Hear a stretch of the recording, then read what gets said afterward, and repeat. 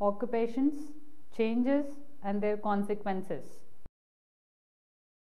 Identify the key features of working population, analyze various problems of unemployment, its trend and impact, describe the influence of an occupation on personal life, explain various aspects of professionalism and the process of professionalization, analyze various approaches to better working lives. Dear students, most of the time one will hear elders asking young ones, what do you want to become in your life? Which career path do you want to choose? What do you want to do in your future? It is the basic and most expected question for young people. We most often hear the young ones replying, I want to become a doctor, an engineer, a pilot, a teacher, a chef. This is nothing but we all are referring to the occupation that we wanted to join during professional life. During education and during the college days, the thought of career and profession always fascinates us. It is important for all of us to plan for career and choose a proper occupation for the future endeavor. Before choosing the career path, it is important for all of us to understand various aspects of occupation, characteristics of the working population and current trends, various facets of unemployment, influence of occupational role in our day-to-day life and professionalism. We will discuss all these points related to occupation in this topic. The world of occupation is ever changing. Thus, in this topic, we will also learn how the occupation, occupational environment, labor force and industrial relation have evolved during the course of time. The labor force. We often hear economists, government officials, intellectuals and even common man talking about a growing labor force and the growing demand for the job and its associated impact on the economy and society. So, what is the labor force? Who constitute the labor force? Do we understand the dynamics of it? In this section, we will try to understand the labor force, its characteristics and various other aspects of labor force in relation to the industry, economy and the society. The labor force is nothing but a group of the population consisting of individuals from different corners of society irrespective of their caste, creed, color, gender and economic status who are either working or available for work. Each society consists of the labor force or the working population and the dependents. Labor force comprises three kinds of individuals: the employed individuals, part-time or full-time, the unemployed individuals, registered as available for work, and other unemployed individuals who are not registered but are available for work. This composition differs from country to country and depends on the economy, stage of development, job opportunities, technological advancement and usage of technology. In Indian context, the labor force consists of all three of these categories. The working population forms the backbone of the society and the economy of a country.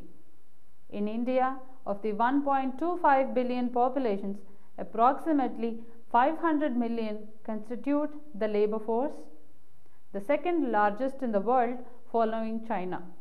Around 94% of these 500 million working population works in unorganized sectors which include pushcart vendors, mom and pop stores operators, to home-based BD workers, agricultural laborers and diamond jewelry workers.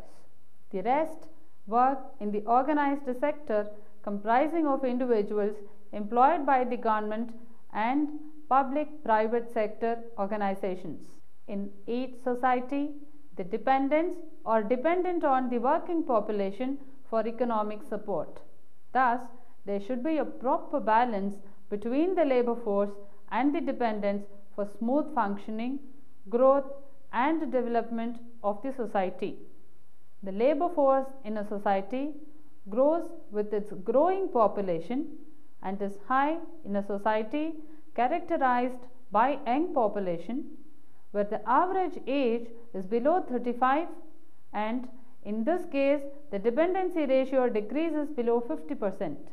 The average age of Indian population at present is below 27, and it is expected to reach 29 by 2020.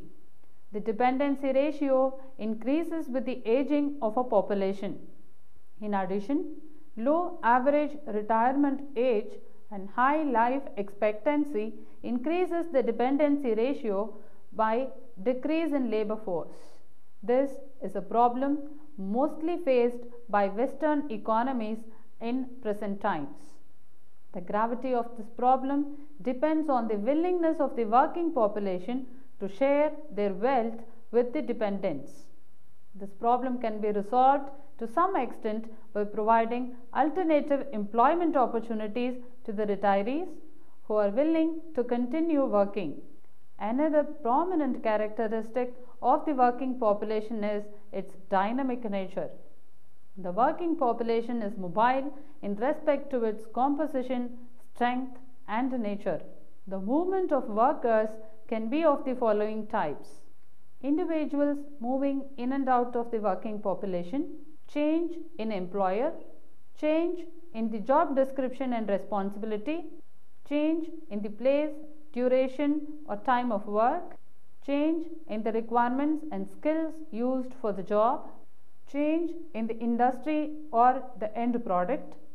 The movement can be voluntary or enforced.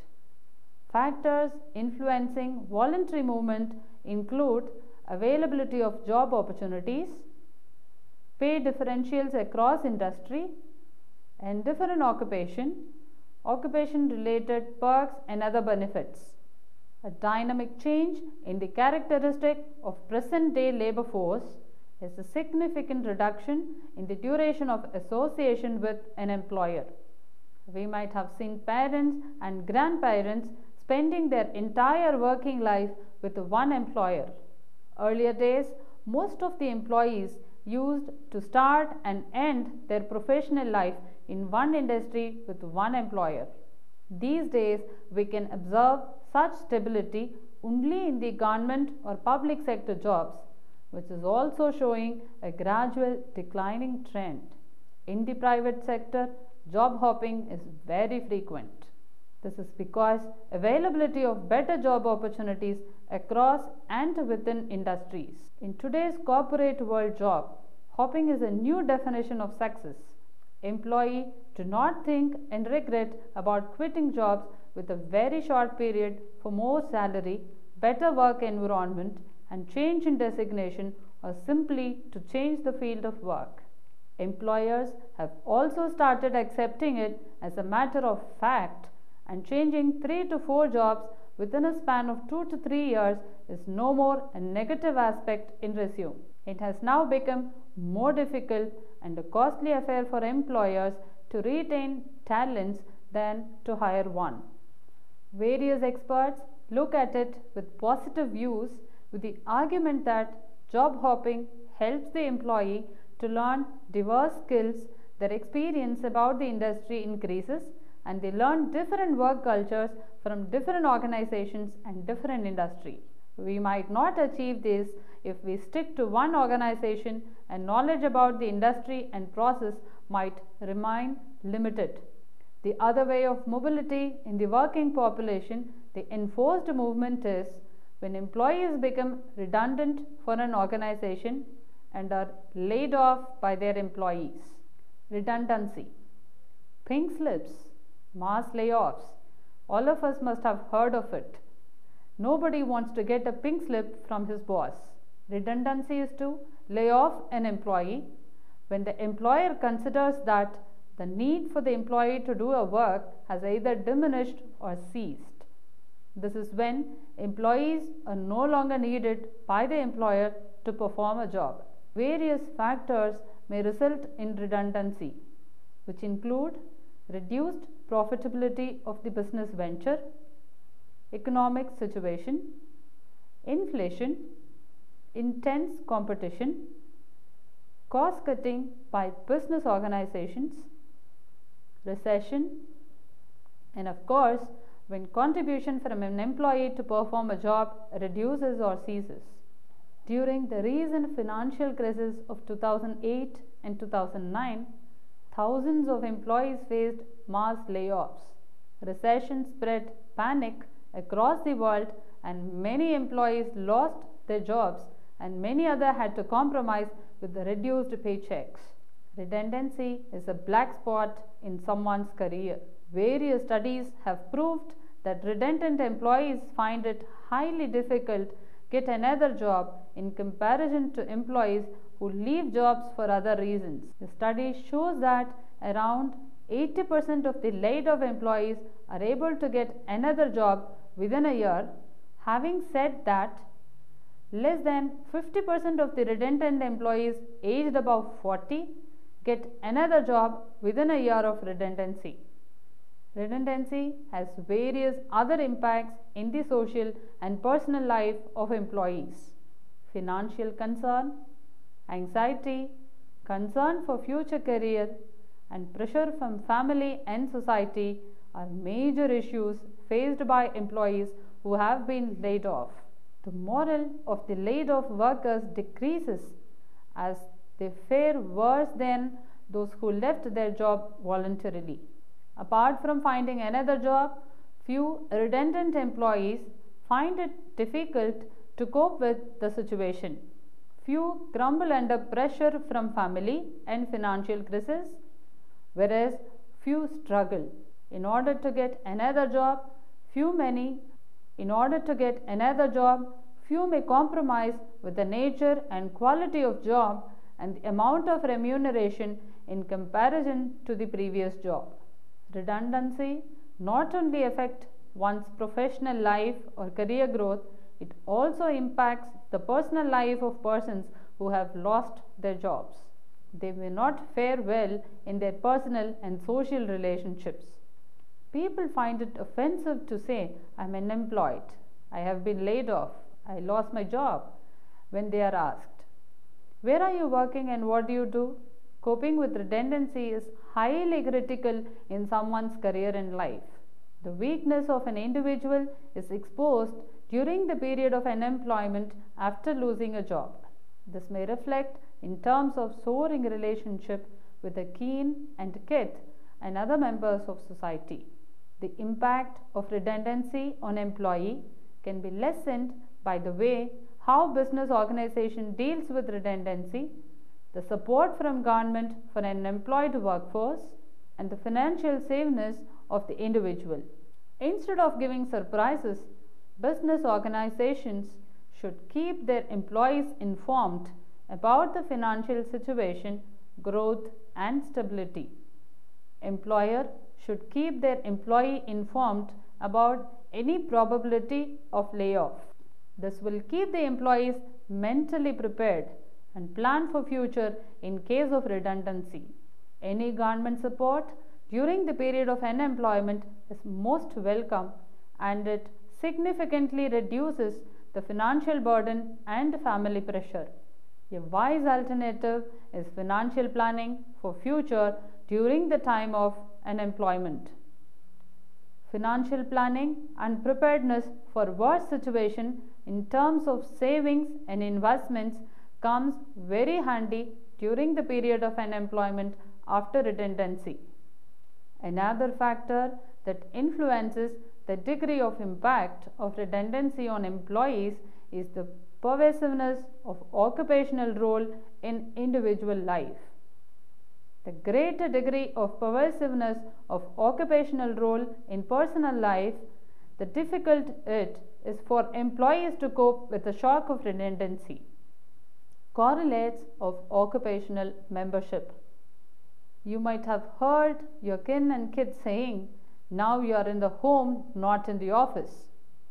Please do not behave like you are on the office. Please do not be bossy here." The occupation and professional career often impact personal life. We, to a certain extent, behave in the same manner even outside office, the way we play occupational role or the way occupation demands us to behave. The degree of impact depends on the occupation and the nature of individual.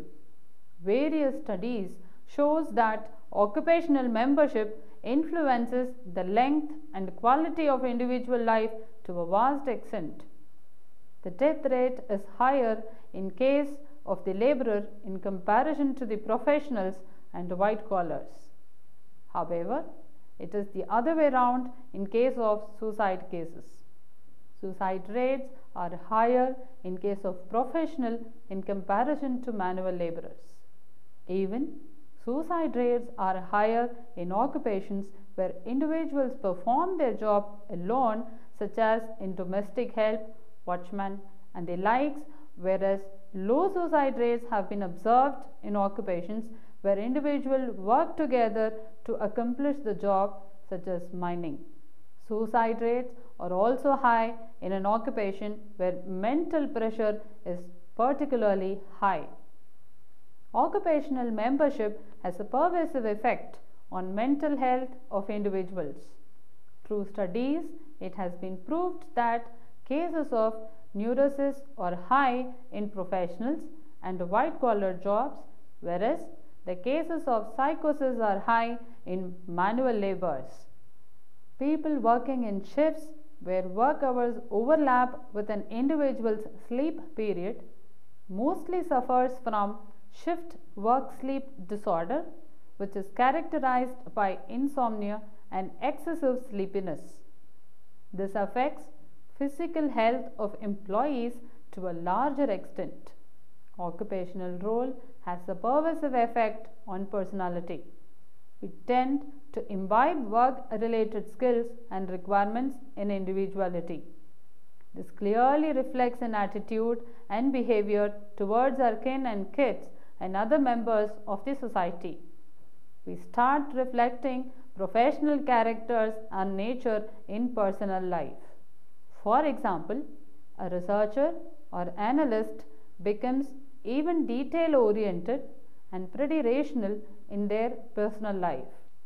Occupational role also has a greater impact on social life. Social acceptance of high-status professions is very high.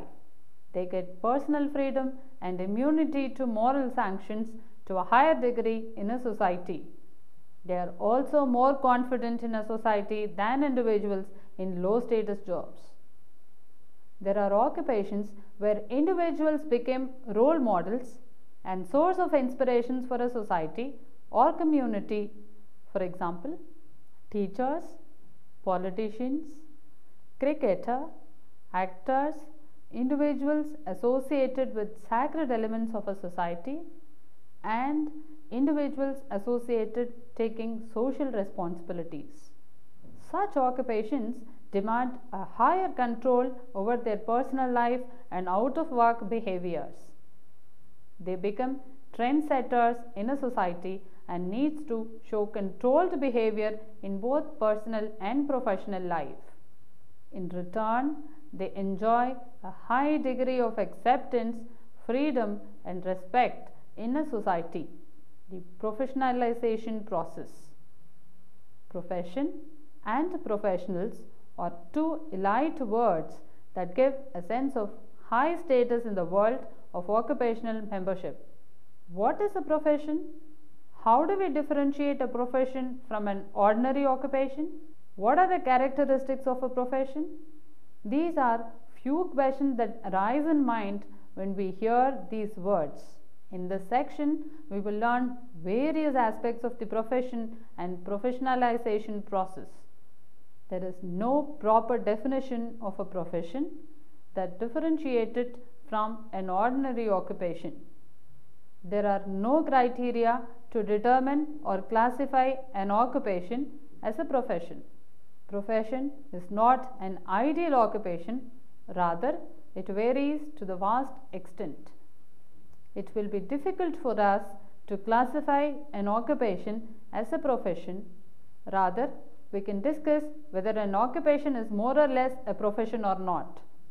There is no unanimous agreement on the criteria to classify an occupation as more or less profession. It is how a society accepts an occupation and gives it a status of the profession on a broader agreement. Individual members of a professional association use their collective bargaining power in relation to their employers to achieve or sometimes enforce group interests. Thus, profession is not an occupation. Rather, we can define the profession as a means to control an occupation. This process of professionalization and collective bargaining process has revolutionized the industrialized society and has brought radical changes in the world of industrial relations and occupational membership. Better working lives. The quality of working life has always been a point of concern for both the employees and employers. During the era of scientific management, the machine approach to human labor was implemented, where human beings were treated as machines during the working hours. This led to dehumanizing effect on the laborers. Later, this approach was heavily criticized, and it was argued that work should be humanized.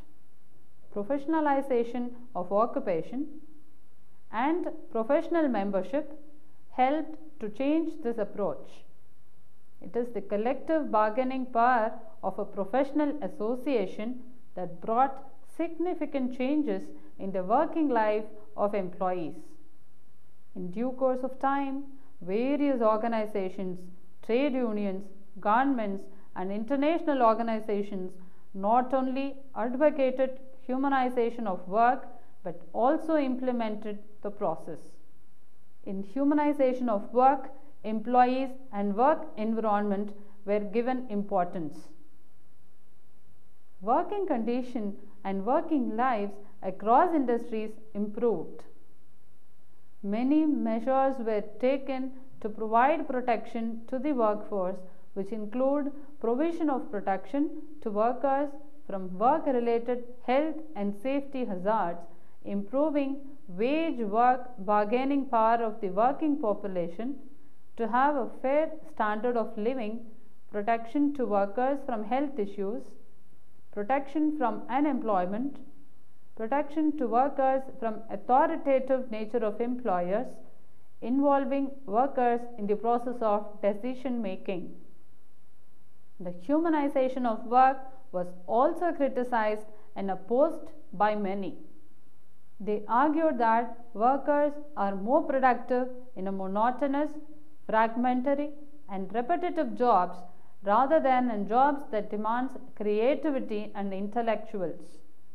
Moreover, employees prefer routine jobs rather than jobs that are demanding, as their interest mainly lies in their personal life, not in occupational life. The machine approach and the human approach depend on the types of works and the types of employees. In present times, the working lives of employees in the organized sector have improved significantly.